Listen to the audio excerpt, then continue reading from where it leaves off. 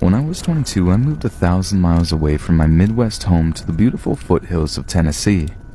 I had a new job, new car, and a nice apartment, but didn't know a soul outside of work. If my phone rang, I expected to hear a faraway family member or my long-distance boyfriend who was still in college. This was a landline, no cell phones yet. Despite being very alone, I was managing well with the excitement of all the new things in my life. I had only lived there about 2 weeks when the unwanted calls started.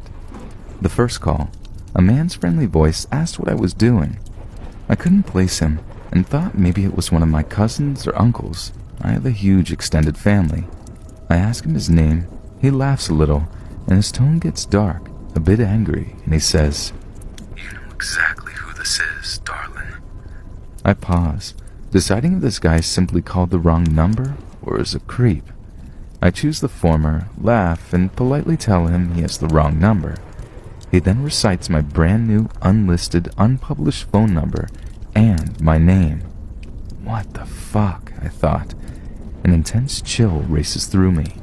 I've only given my new number to my parents, sister, boyfriend, apartment manager, and employer. I'm new to the city in this lovely southern state.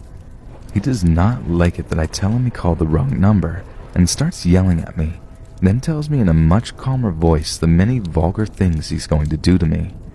I hang up and brush it off. He calls again around 1 a.m. I tell him to screw himself and hang up.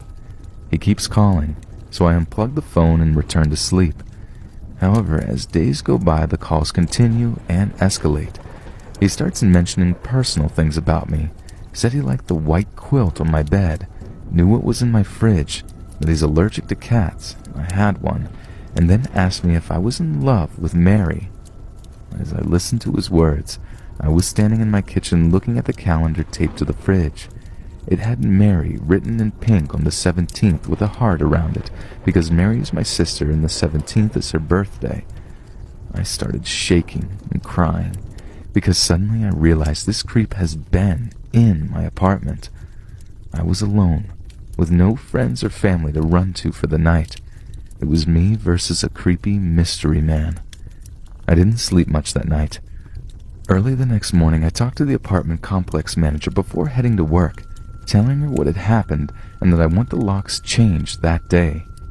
She gets a weird look on her face, and after a long pause, says she knows who's been in my apartment and that it won't happen again.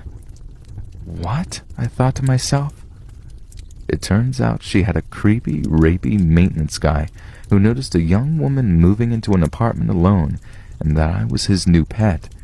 She had the locks changed immediately and promised that she would personally keep the other key. Although the calls stopped, I was paranoid for a year as I came and went from my apartment because I never even knew what this guy looked like.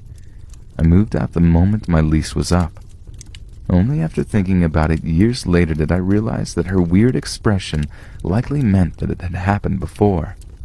Plus, she didn't even fire him. I regret not calling the cops. I was young and naive.